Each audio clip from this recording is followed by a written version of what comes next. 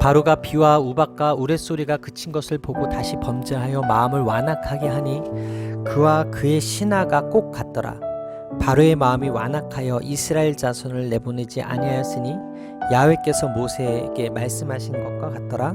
출애굽기 9장 34절로 35절 말씀. 아멘. 할렐루야. 오늘도 좋은 날입니다. 이용호 목사입니다. 오늘의 원포인트 묵상 본문은 출애굽기 9장 34절로 35절 말씀입니다. 돌이킬 기회를 놓치지 않는 것이 지혜입니다. 7번째 재앙에서 새로운 요소는 애굽 사람들의 죽음이었습니다.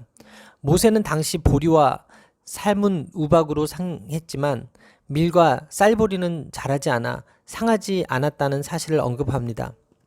이 재앙은 고센을 제외한 애굽 전역을 휩쓸며 내린 살인적인 우박이었는데 어떻게 모세는 그렇게 자유롭게 다닐 수 있었을까요? 이는 하나님이 악인들에게 재앙을 내리시면서도 그들에 대한 자비를 잊지 않으셨다는 증거입니다. 이는 하나님의 애굽을 치셨지만 아주 멸하지는 않으셨으며 애굽에 비록 큰 피해를 입기는 했으나 양식이 완전히 없어진 것은 아님을 알게 합니다. 완악하게 버티던 바로는 7번째 불섞임 우박 재앙 앞에 무너집니다. 하나님은 바로가 다시 범죄하여 마음을 완악하게 할 것을 아시면서도 모세의 기도에 응답하셔서 비와 우박과 우레를 그치셨습니다. 우박과 우레 소리가 그치자 바로는 마음을 돌이켜 다시 완악한 마음을 품습니다.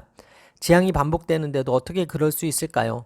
하나님을 경외하는 마음이 없기 때문입니다. 사람의 마음을 감찰하시는 하나님은 그가 다시 악한 길로 돌이킬 것을 이미 알고 계셨습니다.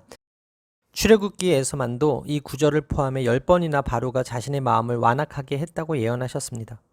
바로의 강팍함은 그가 아직도 교만한 마음을 버리지 못했음을 보여줍니다. 6번째 재앙에서처럼 하나님이 바로의 마음을 완악하게 하신 것이 아니라 자기 뜻대로 완악한 마음을 품어 하나님이 주신 은혜의 기회를 잃어버린 것입니다.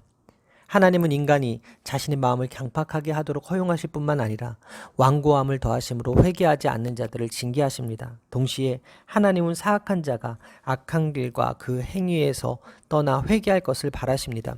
하나님은 긍휼이 많으시고 노하기를 더디하십니다. 하지만 고집과 회개하지 않는 마음을 따르며 스스로를 진노를 쌓는 자는 하나님의 의로운 심판을 피할 수 없습니다.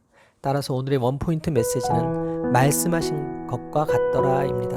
오늘의 삶의 적용 포인트는 죄의 무감각을 버리고 말씀하신 대로 살겠습니다입니다. 우리 안에는 두 가지 마음이 있습니다. 성령을 따르려고 하는 마음과 육체를 따르려고 하는 마음입니다.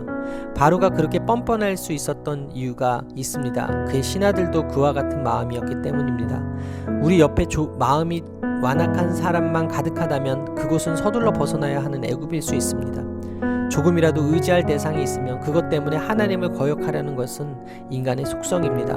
우리는 어려움을 당할 때 주님을 찾고 애통하며 회개합니다. 그러다가도 환난이 지나가면 회개했던 것들을 잊고 교만해지곤 합니다. 죄에 대해 죽지 않으면 인간은 육체를 따르려는 마음을 이길 수 없습니다. 자신이 얼마나 교만한지 깨닫는 데서 진정한 회개가 시작됩니다. 오늘도 죄의 무감각을 버리고 하나님 말씀대로 사십시오. 말씀하신 대로 이루어지실 것입니다. 기도하시겠습니다. 오늘도 하나님의 말씀하신 것 같이 이루어질 하루를 선물로 주심에 감사합니다.